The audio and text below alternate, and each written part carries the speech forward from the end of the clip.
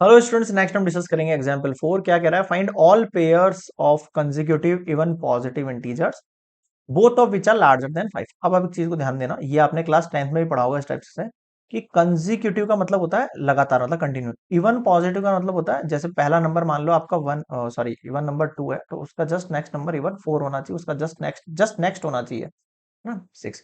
अब इसके लिए मान लो हमने x मान लिया, एक नंबर है ना, तो सेकंड नंबर हमें क्या लेट करना पड़ेगा? x+2। क्यों? अगर मान लो मैंने फर्स्ट नंबर x यहाँ रखा 2, तो यहाँ ऑटोमेटिकली 2+2 4 हो रहा है, नहीं हो रहा है? समझ में आया? अगर मान लो यहाँ पर 4 रखा तो अगला नंबर 6 हो रहा है, नहीं हो रहा है? तो ये +2 का रीजन है ना, ये समझा रहा हूँ मैं आपको। आप यहाँ पर x+1 मत लिख देना, वो ऑड में चला जाएगा। इवन ऑड नहीं बनाना है, टोटल इवन नंबर बनाना है। तो let consecutive even positive integers are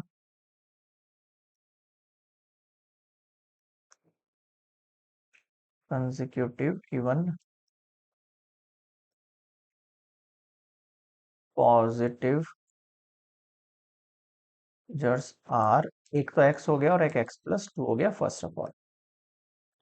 अब ये बोल रहा है both of which are larger than 5। According to question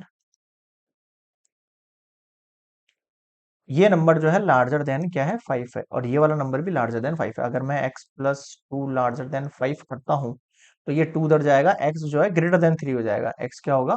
greater than 3 हो जाएगा, और यहाँ पर x जो है वो 5 से ग्रेटर है। 5 से ग्रेटर, समझ रहे हो? सारी वैल्यूज, और एक्स से ग्रेटर समझ रहे हो, तो मुझे यहाँ पर ये वाली वैल्यू लेनी चाहिए, ना कि ये लेनी चाहिए। समझ में आ रहा है क्या कहना चाह रहा हूँ? कॉमन वाले लेते हैं ना दोनों में से हर बार, तो हम ये चूज करेंगे। अगला दे रहा हूँ, सच दैट देयर, ये आपकी फर्स्ट इक्वेशन हो गई। Such that their sum is less than 23, तो उनका सम कितना दे रखा है? Less than. उनका सम कितना होगा? यानी एक नंबर तो एक्स था, दूसरा नंबर x+2 था, वो लेस देन है कितना? किससे? 23 से। क्या है? लेस देन है। तो ये सेकंड इक्वेशन हो गई। ठीक है, अब सॉल्व करो। सेकंड इक्वेशन देखो क्या कह रही है? x+2 लेस देन 23, यानी 2x लेस देन, टू उधर जाएगा 21, x का वैल्यू कितना हो गया? 10.5 हो गया। एंड एक इक्वेशन है x की वैल्यू 5। अब आप थोड़ा सा सोचो, दिमाग लगाओ। 10.5 फॉर x की वैल्यू 5 से ग्रेटर। अब x की वैल्यू जो है वो 5 से तो ग्रेटर है, मतलब 5 यहाँ है, 6 यहाँ है, 7 यहाँ है, 8 यहाँ है, 9 यहाँ है, 10 यहाँ है, और जस्ट आ गया 10.5 मान लेते हैं ना। तो 5 से ग्रेटर मतलब ये वैल्यू हो सकती है, ये भी वैल्यू हो सकती है, ये भी वैल्यू हो सकती है, ये भी हो सकती है, ये भी हो सकती है, और इन दोनों के बीच में होगी। यानी कि x, value of x vary between 5 and 10.5, इन दोनों के मिड में कहीं लाई करेगी। अब आप कहोगे सर कौन सी वैल्यू ले सकते हैं हम इसके? पहली बात तो हमें केवल चूज करना है इवन नंबर। इवन नंबर क्या है? 6, 8 और 10। So we choose even numbers like 6, 8 and 10। Three number choose करूंगा, लेकिन ये तीनों नंबर एक्स के आंसर है मेरे पास। तीनों नंबर क्या है मेरे पास? एक्स के आंसर है।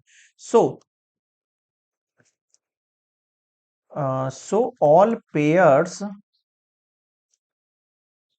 ऑफ कंसेक्यूटिव इवन पॉजिटिव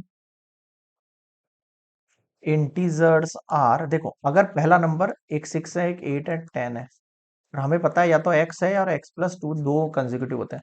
अगर पहला नंबर x का 6 है तो अगला नंबर क्या होना चाहिए? 6 यहां रखा, 6 यहां रखा, 6+2 कितना हुआ? 8। अगर 8 है आपका x का नंबर तो 8+2 10। ध्यान रखना ये 10, ये वाला 10 नहीं, यहां रखने पे निकाल रहा हूँ 10। फिर अगला नंबर 10 है तो 10+2 12। अब मुझे बताओ क्या समझ में नहीं आया? क्लियर है यहां तक सभी को? तो these are the pairs in example 4।